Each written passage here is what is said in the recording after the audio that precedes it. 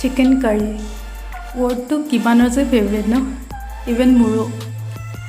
বাবা মানে মোৰ ভাইটি সি খানা ৰিভিউ দিয়াত ভাল মাইনা বা আৰু অকণ বেটাৰ কৰিব পাৰিলি হয় নেকি এই চেণ্টেন্সটোৰ কাৰণে চাগে আজি চিকেন বেৰি মাৰ্জিৰ আবিৰ্ভাৱ হ'ল আমি যাৰ পৰিচয় চ' আজি মোৰ যেনেকৈ মন যাব তেনেকৈ বনাম বলক মোৰ আজি চিকেন কাৰী মানে চিকেন বেৰি মাৰ্জি আৰম্ভ কৰোঁ তাৰ কাৰণে লৈছোঁ মই প্ৰায় 1 কেজি চিকেন 3 চামুচমান কৰ্ণফ্ল'ৰ এই গ্ৰেভিখনৰ ধুনীয়া এটা কনচিষ্টেঞ্চি দিব 3 চামুচ জিৰা পাউডাৰ মই ঘৰতে বনাই লওঁ প্ৰায় বজাৰৰ জিৰা পাউডাৰবোৰ ইমান এটা গোন্ধ নাথাকে চ' নিমখ এচামুচ আৰু পিছত লাগিলে গ্ৰেভিখনৰ কনচিষ্টেঞ্চি চাই আমি এড কৰিম 3 চামুচ টমেটো চচ নহ'লে টমেটো পিউৰি ইউজ কৰিব পাৰে 2 চামুচ ডাৰ্ক চয়া চচ যদি নাথাকে লাইট চয়া চচ 3 চামুচ ইউজ কৰিব এইটো কথা মন কৰিব ডাৰ্ক চয়া চচত নিমখ অকণমান কম থাকে লাইটত অকণমান বেছি থাকে চ' নিমখটো চাই কিনে এড কৰিব আৰু এইটো মোৰ খুবেই ফেভৰেট বস্তু ৰেড চিলি পাউডাৰ আছে 1 চামুচ নৰ্মেল ৰেড চিলি পাউডাৰ 1 চামুচ আছে plus Kashmiri red chilli powder যাতে কালাৰ এটা ধুনীয়া দিয়ে 2 পৰা 3 চামুচ আদা নহৰু পেষ্ট আৰু এইখিনি ভালকৈ হাতেৰে মিক্স কৰি মেৰিনেট কৰিছোঁ প্ৰায় আধা ঘণ্টাৰ পৰা 1 ঘণ্টা একেবাৰে কম জুইত গেছৰ ওপৰত এখন কেৰাহী উঠাই দিছোঁ তাত দিছোঁ 1 চামুচ বাটাৰ এইটো মন কৰিব যাতে কেৰাহীখন বেছি গৰম নহয় নহ'লে বাটাৰখিনি পুৰি যোৱাৰ চান্স থাকে চ' এইটো মন কৰিব এতিয়া তাত দিছোঁ কিউব আকাৰত কাটি থোৱা এটা ডাঙৰ চাইজৰ পিঁয়াজ এইখিনি মই পাছত এড কৰিম আৰু যদি কেপচিকাম থাকে আপোনালোকৰ লগত কেপচিকামো ভাজি ল'ব পাৰে এনেদৰে পিঁয়াজখিনিৰ লগতে যদি নাই চকি আৰু হৈ গ'ল জাষ্ট অকণ ভাজিছোঁ আৰু জাষ্ট অকণ 30 ছেকেণ্ডমান ভাজিছোঁ ইমানো ভাজিব নালাগে এইখিনিও হৈ গ'ল উঠাই ৰাখিলোঁ মই এটা ছাইডত সেই একেখন কেৰাহীতে মই ৰিফাইন তেল আৰু বাটাৰ সমান সমান পৰিমাণৰ গৰম হ'বলৈ দিছোঁ এইখিনি পৰিমাণটো আপোনালোকে নিজেই ল'ব নিজৰ জোখমতে তাত দিছোঁ মই লং ইলাইচি ডালচেনি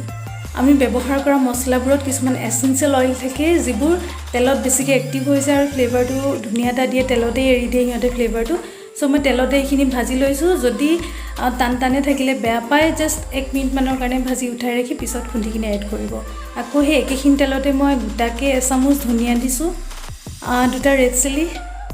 মানে শুকান জলকীয়া 2টা তেজপাত লগতে 1 চামুচ চেনি 4 পৰা 5টামান কাটি লোৱা পিঁয়াজটো আৰু পাৰিলে এড কৰিব পাৰে কাৰণ পিঁয়াজ যিমান দিব গ্ৰেভিখনো ভাল লাগে আৰু এটা মিঠা মিঠা ফ্লেভাৰ আহে চাওক ফ্লেমটো একদম কম ৰাখিছোঁ ঢাকোন লগাই ইয়াক প্ৰায় 1 মিনিটমানৰ কাৰণে ভাজিছোঁ আৰু যেতিয়া দেখিব এইখিনি আধা ভাজা হৈ গৈছে মানে প্ৰায় গল্ডেন কালাৰ নিচিনা হৈ গৈছে পিঁয়াজখিনিও মোটামুটি হৈ গৈছে ইয়াতে আমি এতিয়া মেৰিনেট কৰি থোৱা চিকেনখিনি দিব পাৰোঁ চাওক একদম কেকৰ নিচিনা হৈ গৈছে যিহেতু প্ৰায় 1 ঘণ্টামান হৈয়ে গৈছে মেৰিনেট কৰা একদম শ্ল' কুকিং কৰিব মানে ল' টু মিডিয়াম ফ্লেমত ভাজিব কাৰণ শ্ল' কুকিঙে ব্যঞ্জনখনৰ সোৱাদটো বঢ়ায় প্লাছ আপুনি যিখিনি কষ্ট কৰিছে সেইখিনি সাৰ্থক হ'ব প্ৰায় 25 পৰা 30 মিনিট এইখিনি মই কভাৰ লগাই মানে ঢাকোন লগাই ৰান্ধিছোঁ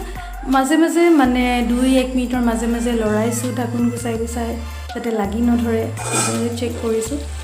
চাওক কালাৰটো ইমান ধুনীয়া হৈছে অৱশ্যে টেষ্টটো বেয়া হোৱা নাছিলে ভাল হৈছিলে সেইকাৰণে আপোনালোকৰ লগত শ্বেয়াৰ কৰিছোঁ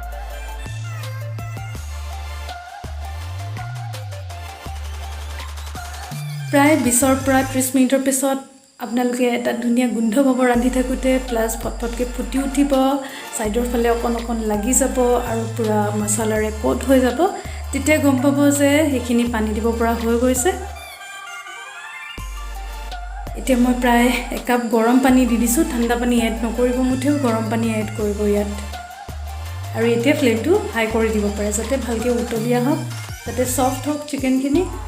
আৰু ভালকৈ সিজি উঠক জলকীয়া নাখালেতো মোৰ খানা হজমেই নহয় চ' দিলোঁ মই এটা গ্ৰীণ চিলি মানে সেউজীয়া জলকীয়া লগতে দিলোঁ কচুৰি মিঠি অকণ ফ্লেভাৰটো যে একদম মজা হয় দুখন হাতৰ মাজত মোহাৰি কিনে দি দিব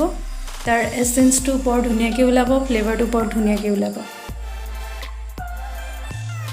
এয়া দিলোঁ আগতে ভাজি ৰখা ডালচেনি ইলাইচি আৰু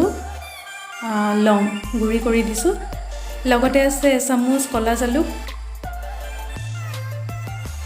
এইখিনি দি ভালকৈ লৰাই মেলি প্ৰায় 5 পৰা 10 মিনিট হাই ফ্লেমত উতলিব দিব ইয়াৰ পাছতে ষ্টাৰ্ট হ'ব এতিয়া টেষ্ট কৰা পৰ্ব যিহেতু আজি ৰান্ধনি মই সো টেষ্ট কৰা পৰ্বটো ফাৰ্ষ্টতে মই ষ্টাৰ্ট কৰিম মোৰ মতে টেষ্ট কৰা পৰ্ব সদায় ৰান্ধনিয়ে ষ্টাৰ্ট কৰিব লাগে আপোনালোকে কি ভাবে কোনে টেষ্ট কৰিব লাগে লাষ্টত দিলোঁ মই কাটি ৰখা কিবা ঘৰত পিঁয়াজখিনি মইতো এইখিনি খালোঁ দাইলৰ পোলাওৰ লগত আপুনি ৰুটিৰ লগত লুচিৰ লগত পোলাওৰ লগত ভাতৰ লগত যিহৰ লগত মন যায় খাওক এবাৰ হ'লে বনাওক ঘৰত মোক কমেণ্ট কৰি জনাওক কেনেকুৱা পালে খাই